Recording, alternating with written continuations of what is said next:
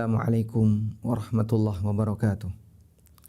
Alhamdulillah wassalatu wassalamu ala Rasulillah wa ala alihi wa sahbihi wa mawala.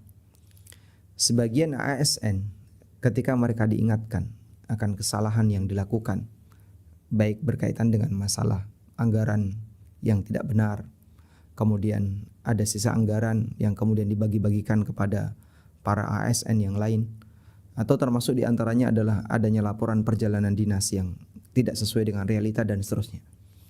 Mereka mengakui bahwa ini semua adalah kesalahan, ini semua adalah kekeliruan. Bahkan tidak hanya dari sisi aturan agama, termasuk juga dari sisi aturan negara. Tapi kenapa kesalahan semacam ini terus bertahan dan mereka tidak melakukan perubahan?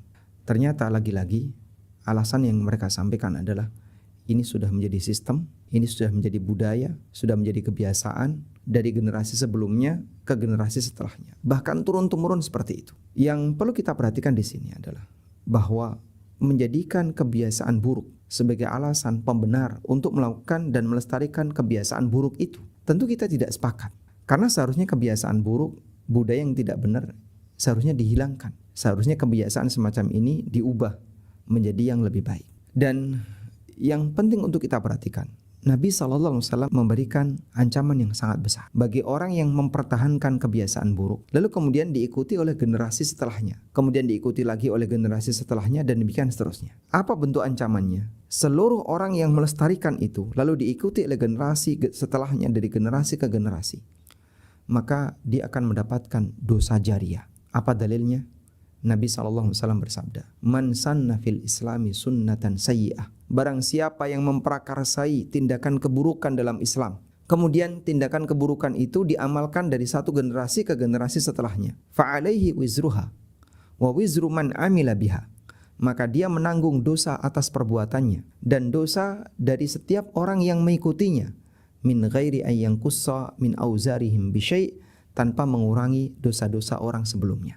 Sehingga orang yang memprakarsai perbuatan buruk lalu diikuti oleh generasi setelahnya, maka dia mendapatkan dosa dari perbuatan buruk yang dilakukan dan dosa dari setiap orang yang mengikutinya. Karena itu kalau ada kepala kantor, kemudian kepala staf, kepala divisi dan seterusnya, yang dia punya kebiasaan-kebiasaan buruk tadi, kemudian diikuti oleh generasi setelahnya, walaupun ini ASN sudah pensiun, maka sepanjang kebiasaan buruk itu belum hilang, mungkin dia akan terus mendapatkan dosa jariah. Dia akan mendapatkan dosa yang diikuti oleh generasi setelahnya. Maka mohon untuk diwaspadai bagi Anda pemegang kebijakan. Mungkin Anda di posisi ini bisa beralasan, ini kan kebiasaan buruk orang dulu dan sampai sekarang masih ada di sini. Tapi kenapa Anda tidak melakukan perubahan? Saat Anda tidak melakukan perubahan lalu diikuti oleh generasi setelahnya, mereka juga beralasan yang sama. Kami dapatkan seperti ini sebelumnya. Lalu kebiasaan ini juga diikuti oleh generasi terus seperti itu, maka dosa jariah tidak akan putus.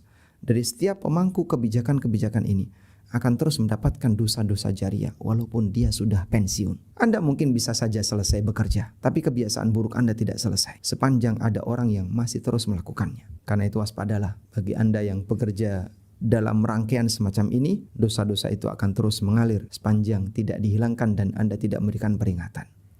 Wallahu a'lam.